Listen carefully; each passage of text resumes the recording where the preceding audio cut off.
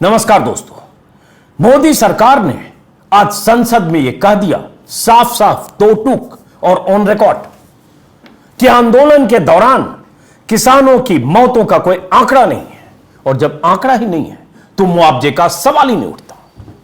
मोदी सरकार के कृषि मंत्री ने सांसदों की तरफ से पूछे गए सवाल के जवाब में ऑन रिकॉर्ड संसद में आज यह कह दिया।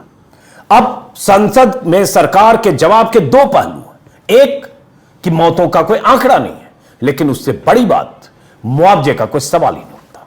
अब जरा सोचिए, दिल्ली की सीमाओं पर करीब 700 किसानों की मौतें हुई हैं आंदोलन के दौरान अलग अलग जगहों पर, और जो मौतें हुई हैं उनका रिकॉर्ड किसान मोर्चे के पास है। एक ब्लॉग बाकायदा किसान मोर्चा बना चुका है, जिस ब्लॉग पर करीब 688 किसानों के नाम, पते, उम्र और उनकी मौत की तारीख दर्ज है, तस्वीरें तक है।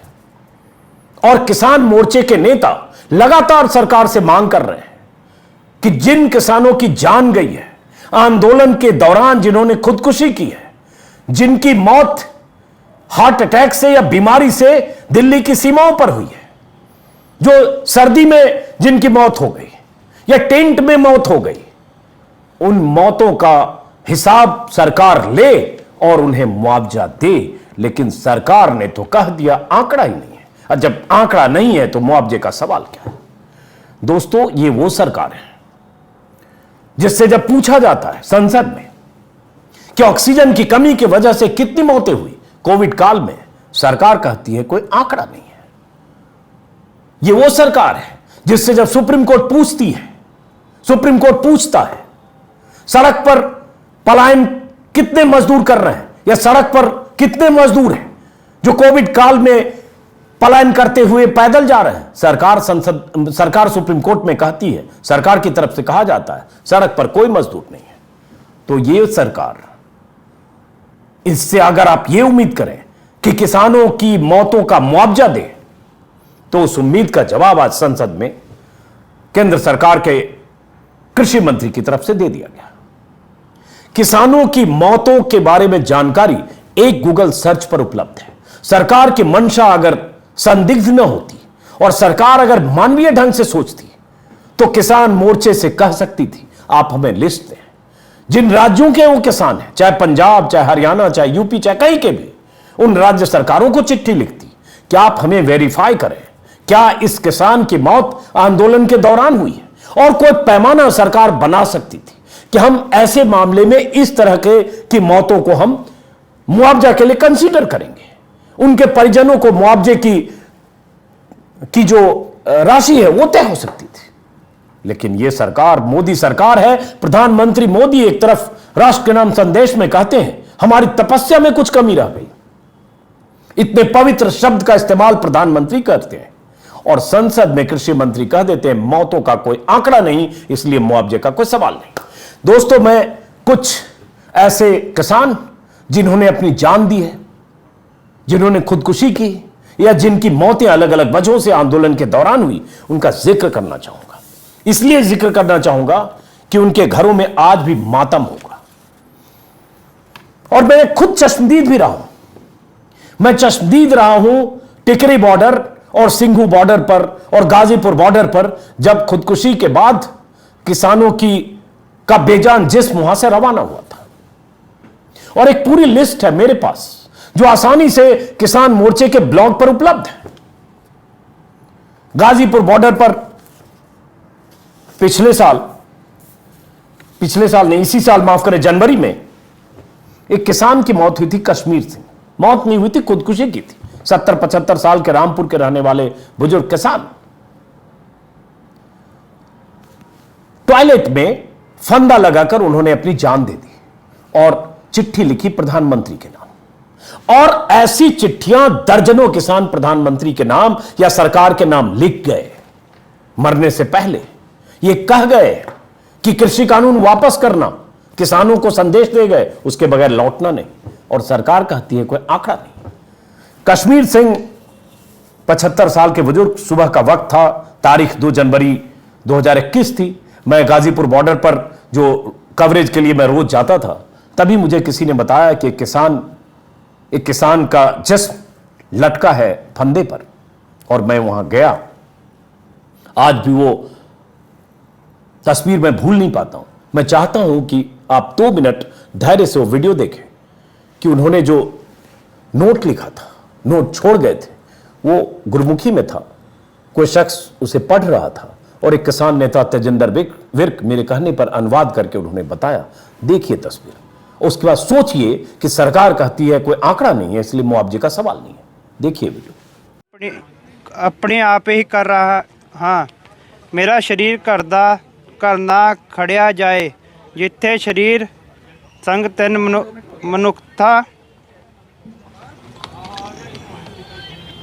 कसके संस्कार किया जाए। मैनू मेरा पोतरा जी कोई गुर सिख ही लांबू लाए, कर वालिया दी कोई भी रह नहीं है, ना ही मेरे लड़कियां दी सलाह है। वाहिगुरु जी का खालसा, वाहिगुरु जी की फतेह।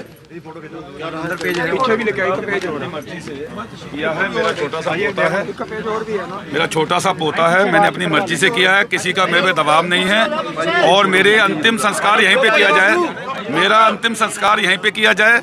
और कोई मेरे घर वालों का मुझ पे कोई दबाव नहीं था, किसी प्रकार का मेरे घर वालों पे कोई एक्शन कार्रवाई कोई नहीं है। मैं अपनी मर्जी से स्वेच्छा से अपना त्याग रहा हूँ, ये कहना है। अच्छा, इनका क्या नाम था और कहाँ से आए ये पता? कश्मीर सिंह है, बिलासपुर तहसील, जिला रामपुर, गांव पशियापुर के। कब से थे ये जानकारी नहीं है। इनका पोता भी यहीं सेवा कर रहा है, ये भी 25 तारीख से पहले के यहाँ पे हैं काफी। 25 दिसंबर मतलब? जी जी जी। तो अभी एक बहुत दुखद, दर्दनाक और दिल को हिला देने वाली जानकारी और खबर कि एक बुजुर्ग किसान ने खुदकुशी कर ली है। उनका सुसाइड नोट ये सामने है और ये पढ़कर अभी किसी ने सुनाया भी है, जिसमें उन्होंने अपनी खुदकुशी की वजह लिखी है।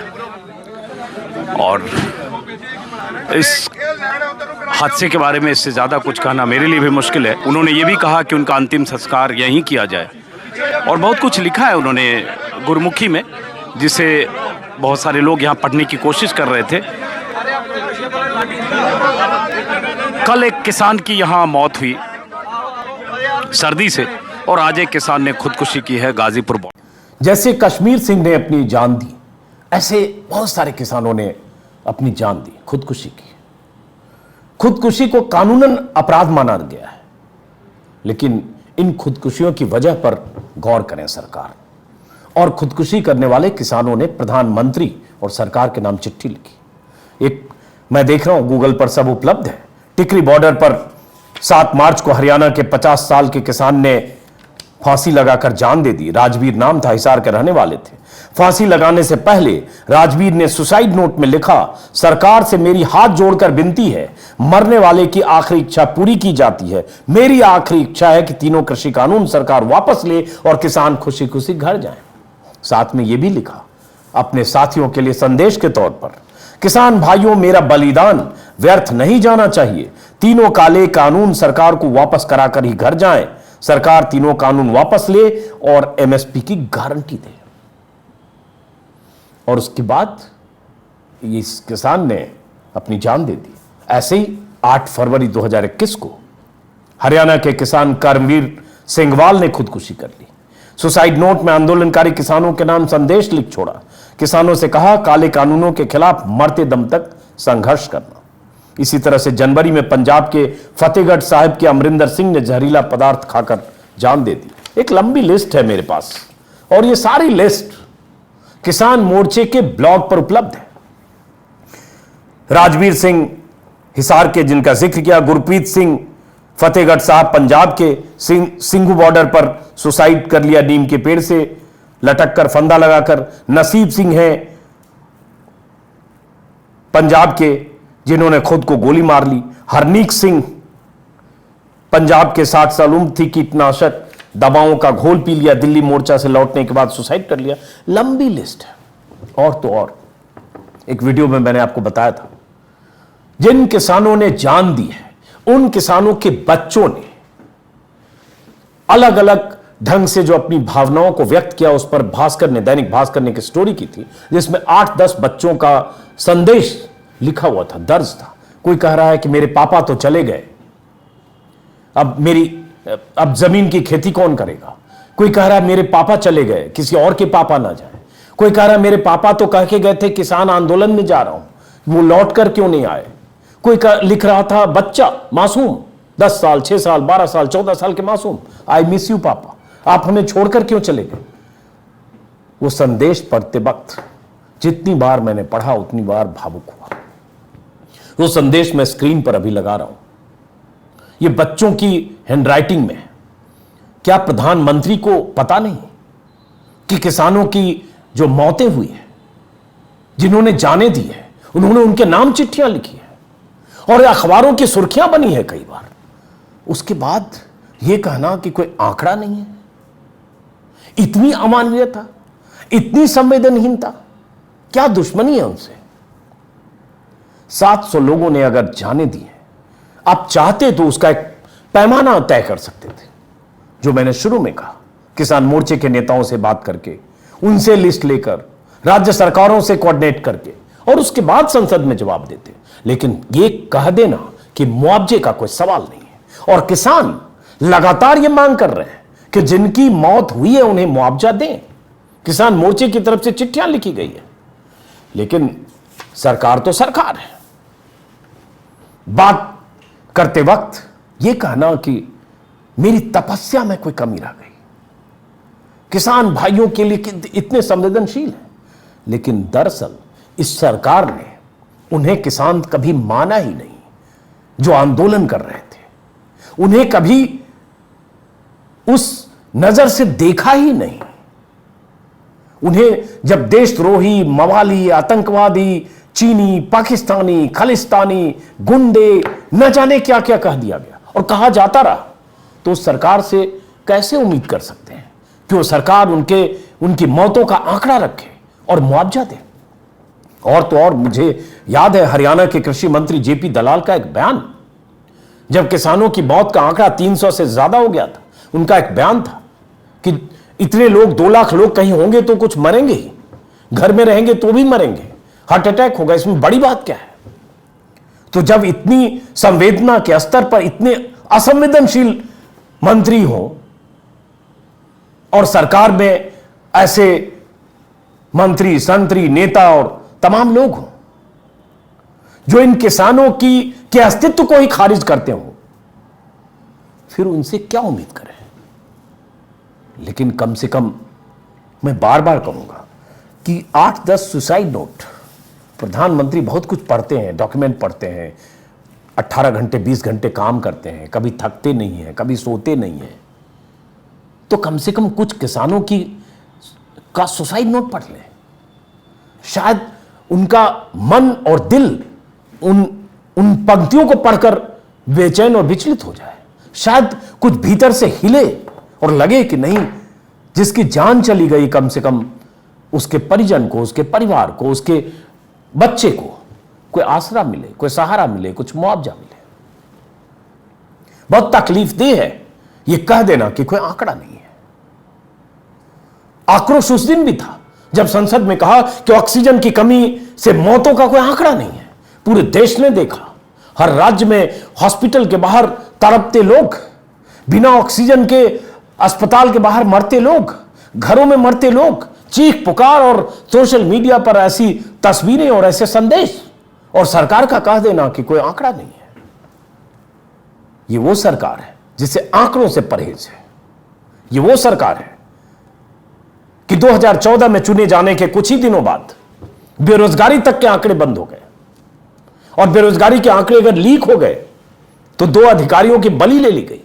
आंकड़ों से इन्हें परहेज है।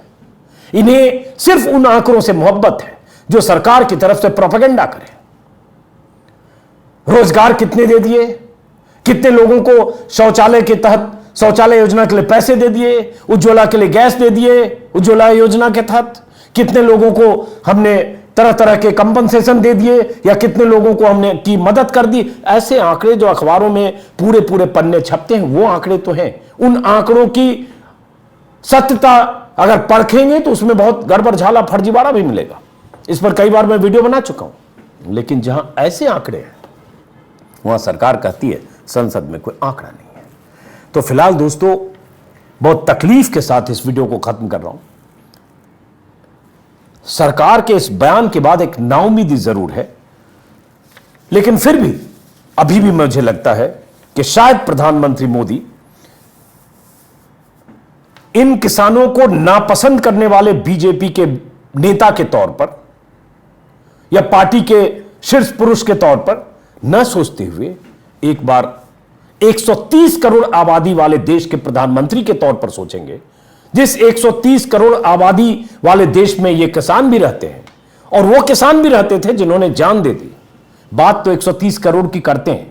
अगर एक बार उस तरह से सोचेंगे तो शायद एक बार लगेगा कि ये जो बयान है संसद में कोई आंकड़ा नहीं है, इसलिए मुआवजे का सवाल नहीं है। इस बयान से इतर जाकर हरियाणा सरकार के मुख्यमंत्री को चिट्ठी लिखी जाए, पंजाब सरकार के मुख्यमंत्री को चिट्ठी लिखी जाए, यूपी सरकार के मुख्यमंत्री को चिट्ठी लिखी जाए, केंद्रीय कृषि मंत्री की तरफ से या पीएमओ की तरफ से, और मांगा जाए या गृह मंत्रालय की तरफ से कि आपके राज्य में किसानों की कितनी मौतें हुई है। संयुक्त मोर्चा के नेताओं से नाम लिया जाए और एक पैमाना बनाकर उन किसानों को मुआवजा दिया जाए। फिलहाल इस वीडियो को यहीं खत्म करते हैं दोस्तों। फिर मुलाकात होगी किसी और वीडियो में।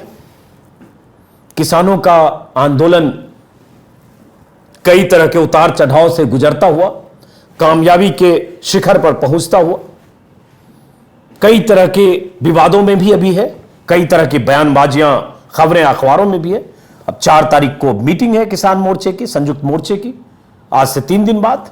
क्या होता है उस मीटिंग में, उस मीटिंग के पहले कुछ होता है क्या, उस मीटिंग में कुछ ऐलान होता है क्या, इस पर मेरी नजर रहेगी। लगातार आप वीडियो देख रहे हैं और आप वीडियो देखेंगे तो किसान मोर्चे और किसान आंदोलन से जुड़ी हर खबर आपको मिलती रहेगी। फिलहाल इस वीडियो को खत्म करता हूं, फिर मुलाकात होगी। नमस्कार।